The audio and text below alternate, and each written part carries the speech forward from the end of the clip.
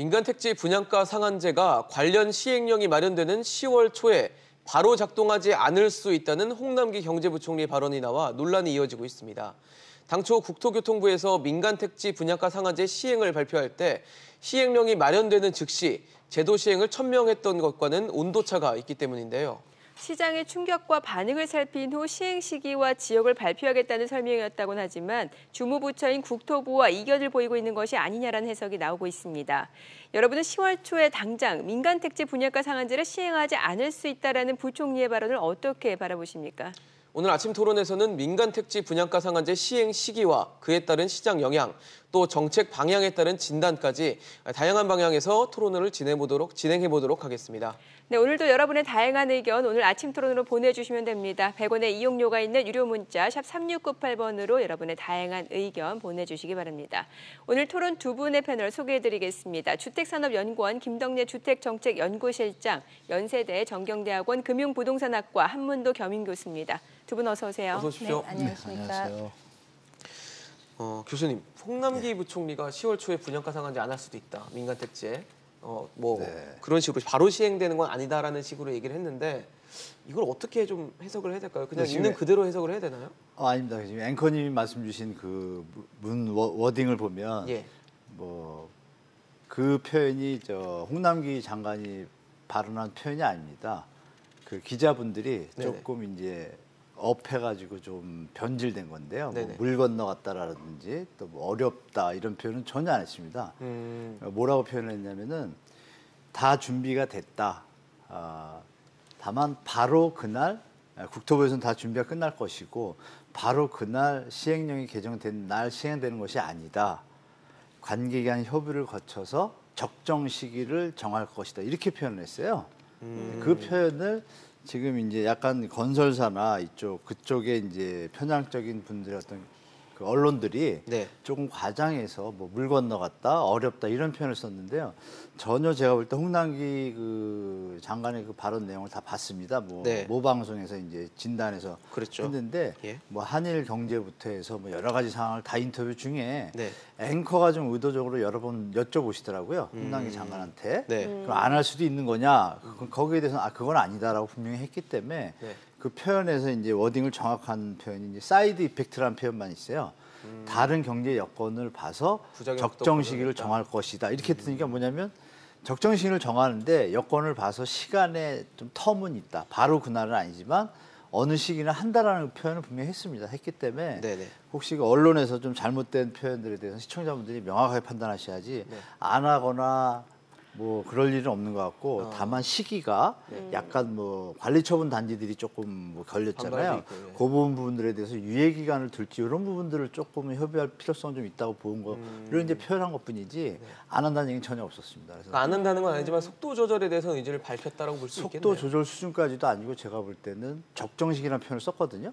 시기를 고민하겠다. 딱 이렇게 표현한 것 같아요. 그렇다고 그날 이제 앵커가 물어보죠. 물어볼 때 그날 딱 바로 시행하는 것이 언제 시행해요? 안 합니까? 이러니까 그날 시행하는 것이 아니라 딱 끝나고 시행한 것이 아니라 관계기관 협의를 거쳐서 사이드 이펙트, 경제 여건들이 문제가 없으면 시행할 텐데 문제가 있다라 그러면 조금 회의를 해서 적정 시기를 다시 정한다. 이렇게 표현을 했어요.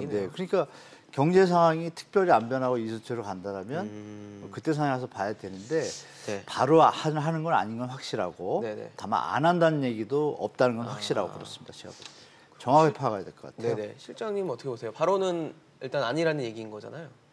일단 시장 상황을 좀 보겠다라는 얘기인 거고 주택 정책이라고 하는 게 단순하게 주택 시장만의 상황만을 보고 정책을 펼 수 없다라는 것에 대한 반증이라고 저는 보여집니다. 그러니까 부총리께서 이제 얘기하고 시장에서 계속 그렇게 갑론을박 말이 많다라는 것은 지금 있는 주택 시장에 대한 규제 강화 정책이 정말 우리가 원하는 주택 가격에 대한 안정 효과만 있을 것이냐 아니면 지금 국내적으로 굉장히 어려운 국가 경제의 문제, 그다음에 경제 성장률이 계속 축소되고 있는 문제. 문제, 산업이 너무 어렵기 때문에 투자를 늘려야 된다라고 계속 시장에서는 얘기하고 있고 경제가 너무 안 좋기 때문에 기준금리를 또 낮춰야 되는 게 아니냐라고 하는 지금 이런 시장 상황에서 그렇죠. 과연 주택시장에 대한 그리고 일부 서울에 있는 재건축 단지의 일반 분양가를 규제하겠다라는 목적으로 분양가 상한제가 도입되는 것이 시적절한가에 대한 굉장히 논란들이 좀 많은 것 같고요.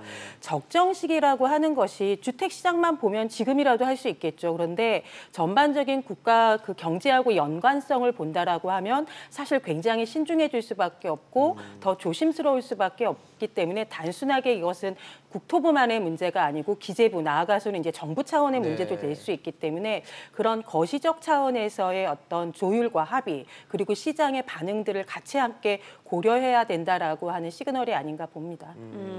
어찌됐든 시장에서는 이런 반응을 보이는 거예요. 네. 그러니까 김현미 국토부 장관이 한 발언과 네, 홍남기 네. 경제부총리 장관의 발언에 미묘한 차이가 있기 때문에 이게 부처 간의 이견 차이 뭐 더 확대돼서는 그럼 뭐라고 해야 되지? 알력 양상이다. 뭐 이런 얘기도 알력성, 나오는 네, 거. 뭐 이런 거. 저는 이런 문제를 그렇게 해석을 하지 않았으면 좋겠습니다. 사실 우리나라가 여러 개의 부처를 두고 있는 이유는 다양한 부처 간의 어떤 정책 목표를 가지고 의견들을 나누고 조율을 해서 국민에게 가장 좋은 합리적인 정책을 선택하라고 있는 거라고 보여지는데 만약에 국토부하고 기재부가 다른 부처와 똑같은 목소리만 된다라고 하면 저는 경제발전이 결코 도움이 된다라고 보여지지는 않고요. 국토부 입장에서는 당연히 주택가격 안정화가 목적이니까 이런 정책에 대한 제도적 여건을 만들어내는 거는 바람직한 거고요.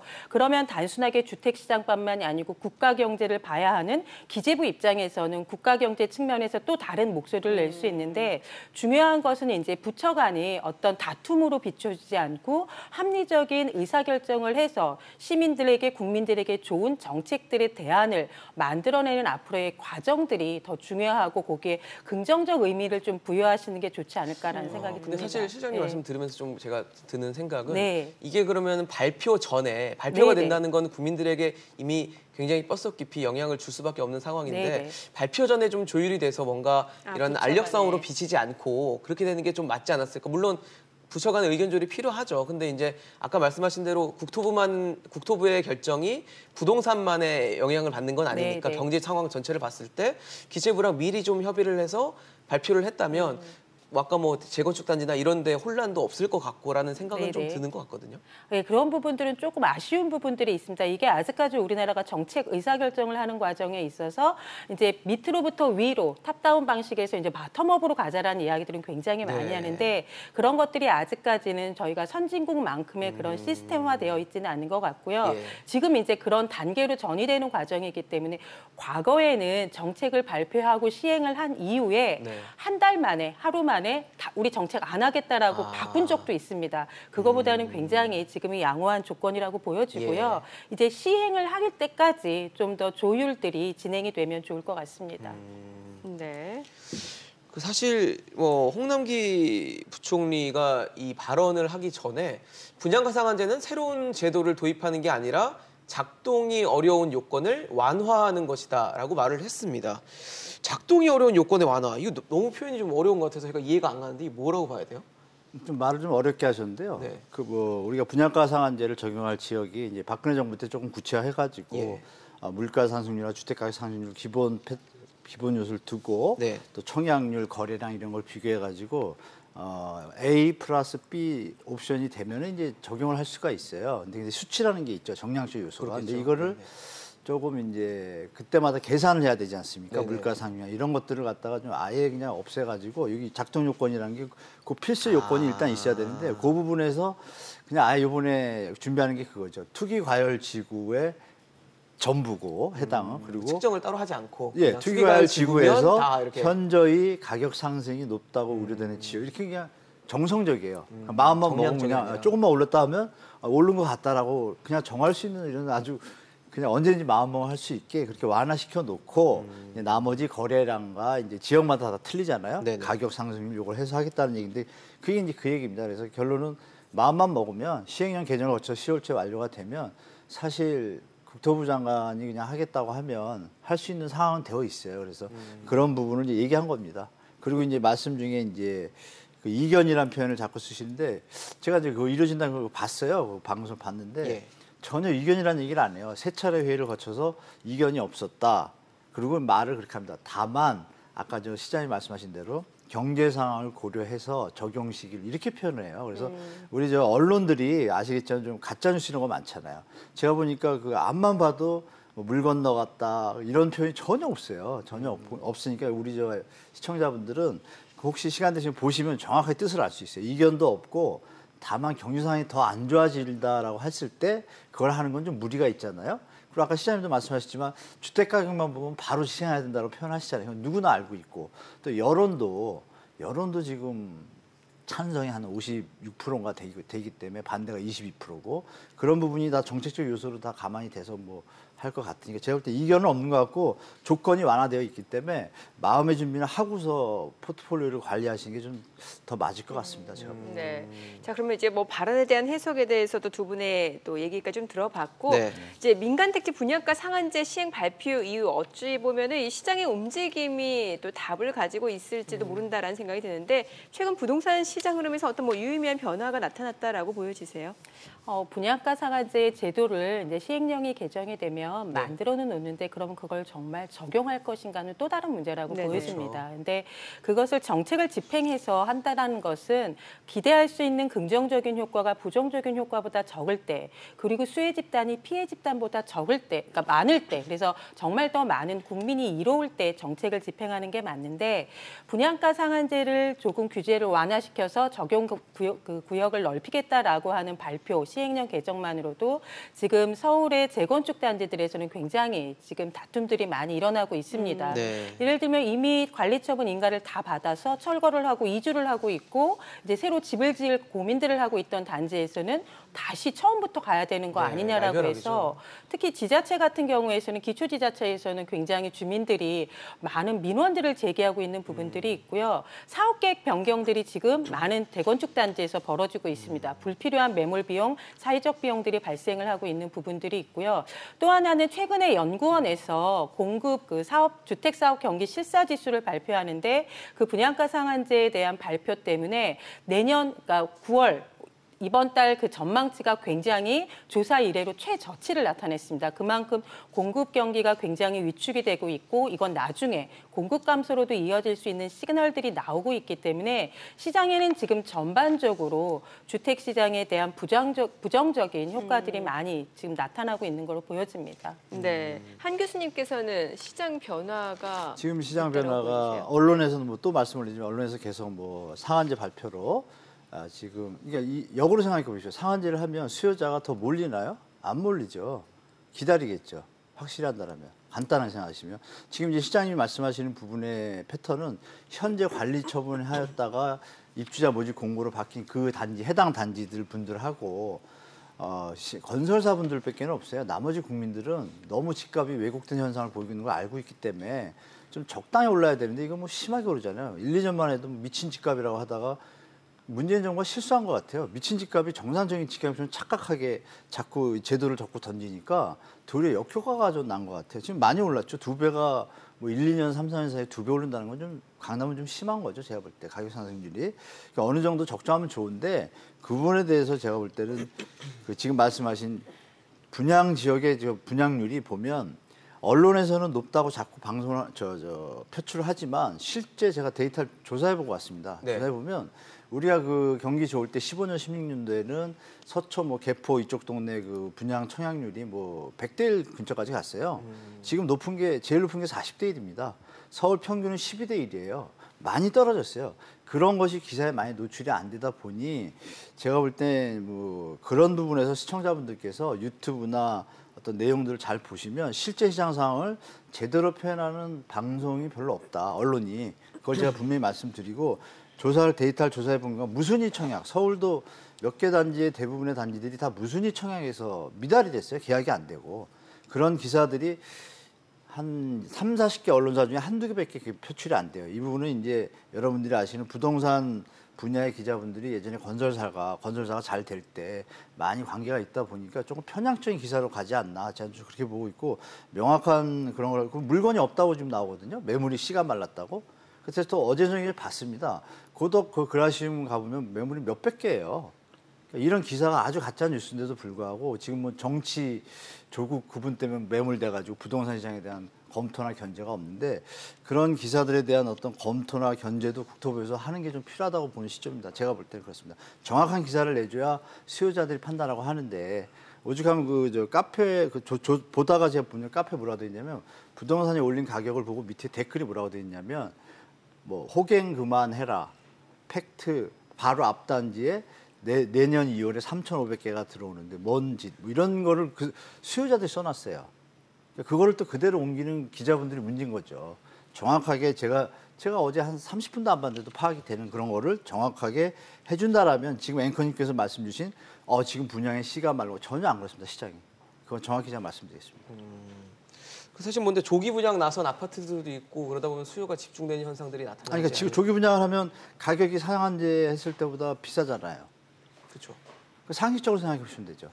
조기 분양하는 물건이 더 비싼 거를 막 더 사요?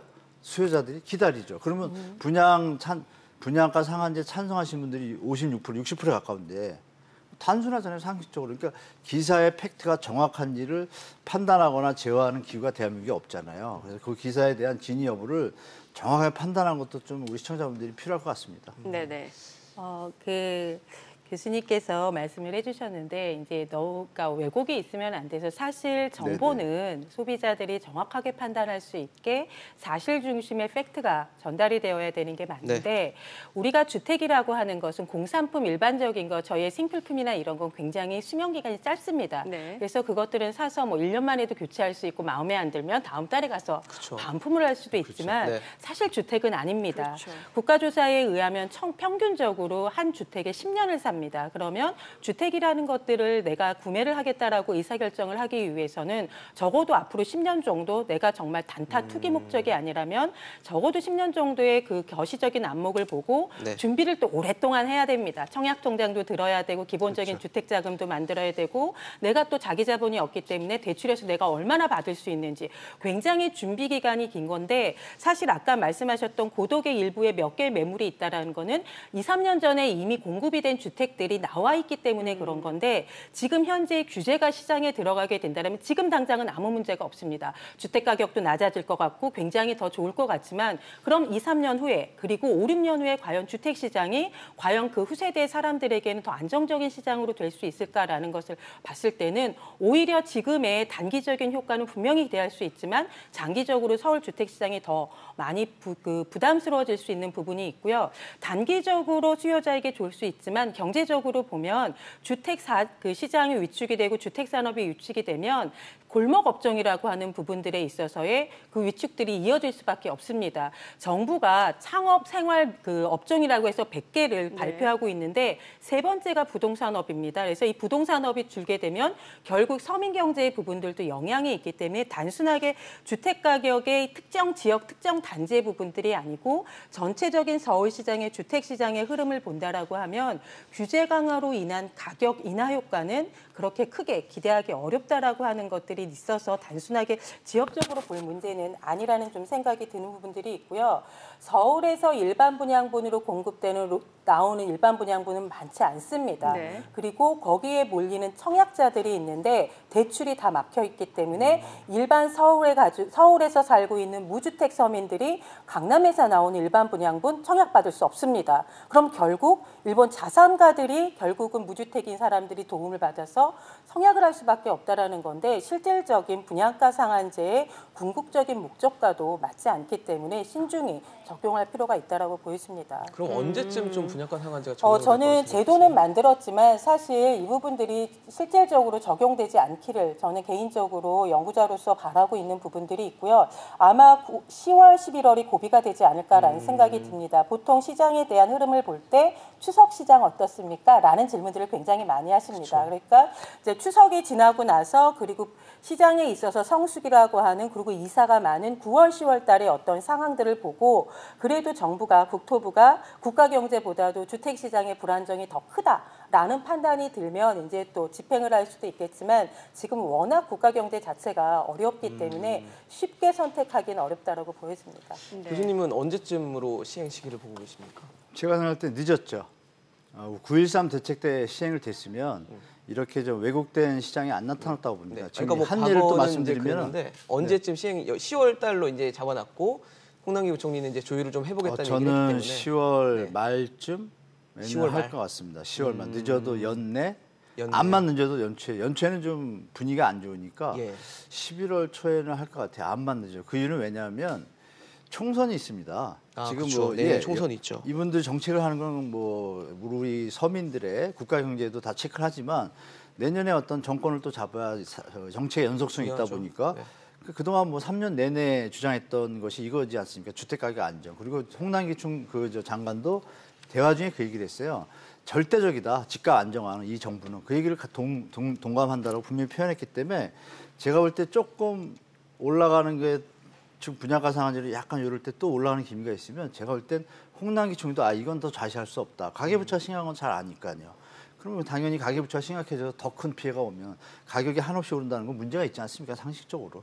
문제가 있으니까 국민들이 상한제를 하라고 지금 얘기하시는 거고 유주택자도 찬성합니다. 지금 그런 부분을 볼 때 제가 볼 때 이거는 암만 늦어도 총선을 대비하고 여러 가지 정책적 요소와 경제적 요소를 볼 때 경제적 요소는 전체 중에 아까 말씀하신 부동산이 차지하는 비중이 있지만 전체는 아니잖아요.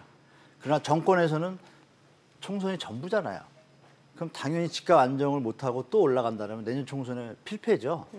필패니까 제가 볼 때는 할 수밖에 없는데 시기는 11월 정도 봅니다. 11월. 기본적으로 분양가 상한제가 적용이 된다라고 하면은 전반적인 집값 안정을 기대할 수 있다라고 보시는 전제로 그건 이미 나타났는데 자꾸 제가 생각할 때 거네요. 언론이나 일부 언론이나 건설사 편향적인 뭐 학자님들이나 이런 분들은 자꾸 뭐 공급 감소를 얘기를 해요. 데이터를 제가 한번 시간 되면 토론회가 있으면 데이터 갖고 딱 보여드리고 싶은데요. 명확하게 나타나 있습니다. 공급량이 50만 원씩 공급하다가 20만 원으로 줄은 지 4, 5년을 유지를 했어요. 지금 나오고 있는 통계 자체도 왜곡됐다라고 그럼요. 보시는 거죠. 제가 예. 저 시간만 있고 좀 여유가 있다라면 다 진짜 뭐 위헌 소송은 아니지만 그 뭐라 그러죠? 가짜 뉴스라고 우리가 하고 싶을 정도로 좀 답답합니다. 왜냐하면 이 주택 가격이 어느 정도 국민 경제가 받침이 된 상태에서 올라가는 건 저도 찬성해요. 근데 너무 안 좋은데 막 올라가다 보면 이 양극화가 생기고 사회 문제가 커져요. 거기다가 밑에서 못 받쳐져 가지고 밑에서 사다리가 끊어지면 한 바퀴 돕니다. 옛날 IMF처럼. 그거를 막지 않기 위해서 막기 위해서 정부가 지금 총력을 다하는 거니까 그걸 좀 좋은 쪽으로 좀 봐주시면 좋겠어요. 젊은 세대들이 지금 뭐 다 5%, 7% 이러잖아요. 지금 이 상태에서 주택가격이 더 오르라고 하는 거는 바른 정책이 아니죠. 당연히. 오히려 실장님은 부작용이 우려가 된다라고 보시는 입장이신 거고요. 시장에는 그 모든 정책에는 찬성하는 사람들이 있고 모든 정책에는 반대하는 사람들이 그럼요. 있습니다. 그렇기 때문에 그렇고 사실 건설사 편향적이라는 단어는 굉장히 조심하게 쓰셔야 되지 않을까라는 생각이 저는 좀 들고요. 시장에는 분양가 상한제를 찬성하는 분들도 계시지만 시장에 맡겨줘라라고 얘기하시는 분들의 목소리 또한 적지 않다라는 것 때문에 균형감 갖게 저는 봐야 된다는 생각이 들고 정책은 정치로 활용이 되면 안 된다고 저는 생각을 합니다. 주택 정책이 작고 내년 총선을 보고 해야 될지 말아야 될지라는 결정을 해서도 안 되고요. 네. 이거는 국민들이 자기의 내 집을 마련하는 문제라든가 이런 부분들에 있어서 그렇고 사실 공급이라고 하는 것, 수요는 당장 굉장히 탄력적이어가지고 갑자기 집값이 오를 것 같다 그러면 집이 안 사고 싶다가도 내일 당장 집을 사고 싶습니다. 이게 사람들의 심리라고 하면 공급이라고 하는 것은 택지를 마련하는 것부터 건설사가 착공을 해가지고 나중에 입주하는 데까지 최소한 건설 기간만 2년 반에서 3년이 걸리고 그리고 택지를 마련해서 정지하는 데까지는 최소한 5년 정도가 걸리고 지금 논란의 중심에 있는 재건축 재개발은 10년 이상을 준비해온 단지들이라는 거죠. 그래서 이런 과거에 준비된 시간을 고려하지 않고 지금 당장의 공급과 수요만을 얘기한다라고 하면 앞으로의 10년의 시장을 얘기할 수 없기 때문에 준비된 시간과 준비해야 될 시간을 보고 주택 정책에 대한 판단은 할 필요가 있을 것 같고요. 그런 측면에서 한마디만 말씀을 드리면 주택 공급은 연도별로 저희가 공급을 얼마큼 했는지를 보면 안 되고 그 규제를 강화한 시간, 규제를 강화하지 않은 시기에 연평균 물량들이 진짜 증가했는가, 감소했는가를 판단을 하는 것이 더 맞다라고 보이고 그런 측면에서 보면 규제를 강화했던 시기에는 아주 기본적인 경제 원리로 인해서 공급은 감소했다라고 하는 것이 근본적인 경제학 원리라고 생각을 합니다. 알겠습니다. 저희가 다음에 또 두 분 모셔서 다시 한번 또 자리를 마련해 보도록 하겠습니다. 네. 말씀 잘 들었습니다. 네, 고맙습니다. 감사합니다.